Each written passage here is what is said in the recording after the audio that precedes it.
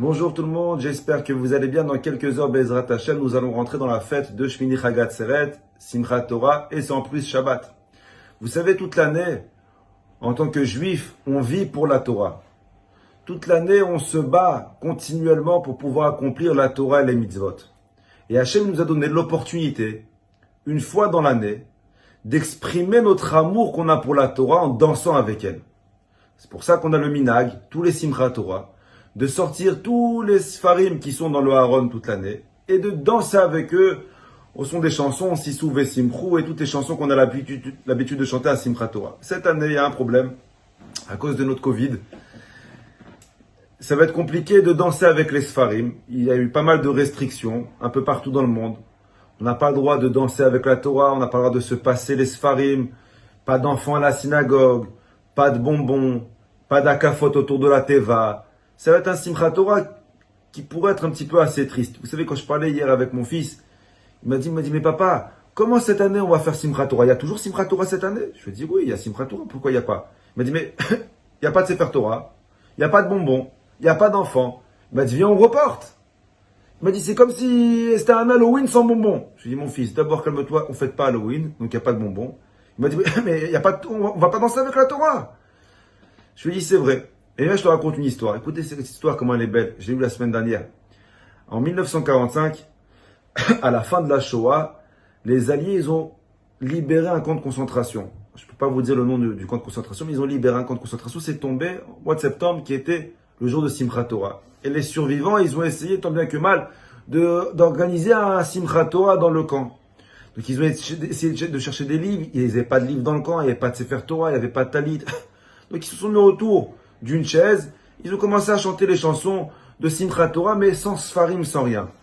C'était triste. Il y a un rave qui assistait à la scène, il s'est levé, il est monté sur la chaise et il a crié, il leur a dit Rabotai. Alors oui, c'est vrai qu'on a l'habitude, tous les Simchat Torah, de sortir les sfarim, de danser avec les sfarim, de distribuer des bonbons aux enfants, de faire la hakafot.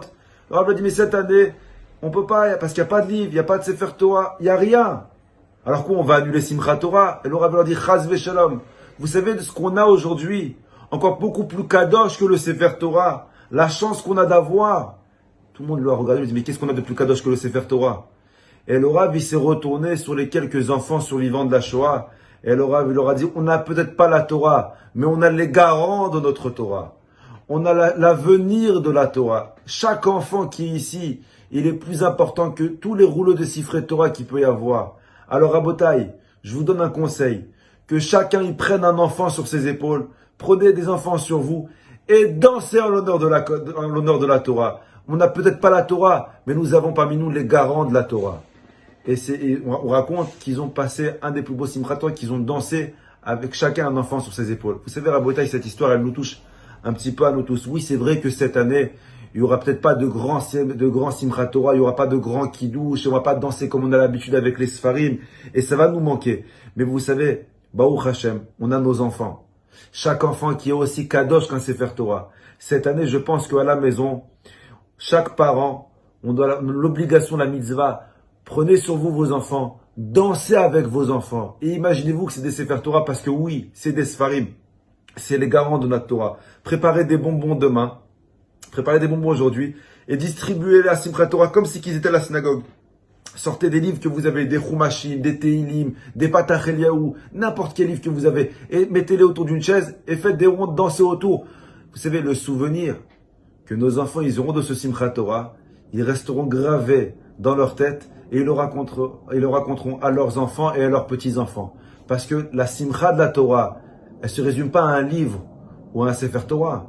La Simcha de la Torah, c'est dans notre cœur. La Simcha de la Torah, c'est les garants de la Torah, c'est nos enfants. Il faut que ce Simchat Torah, nos enfants, ils aient un souvenir que oui, même si on n'était pas à la synagogue, mais on a passé un Simchat Torah à la maison comme on n'a jamais passé. Ils nous ont reproduit la Simcha de la synagogue à la maison. Que chaque enfant devienne vos Sfarim.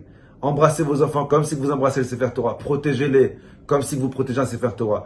Une personne qui fait ça, alors vous aurez un Bet Mikdash à la maison. Comme c'est écrit, Sissou vesimchou besimchat Torah, otnu kavod la Torah. Réjouissez-vous en l'honneur de la Torah et faites honneur à la Torah. Faites honneur à la Torah, c'est pas seulement un livre. Faites honneur à la Torah, c'est faites honneur à vos enfants. Donnez de l'importance de la Torah à vos enfants. Vous allez voir comme quoi vos enfants, ils grandiront comme des siffrets Torah. Bracha, tzlacha, une bonne année à vous et toute votre famille.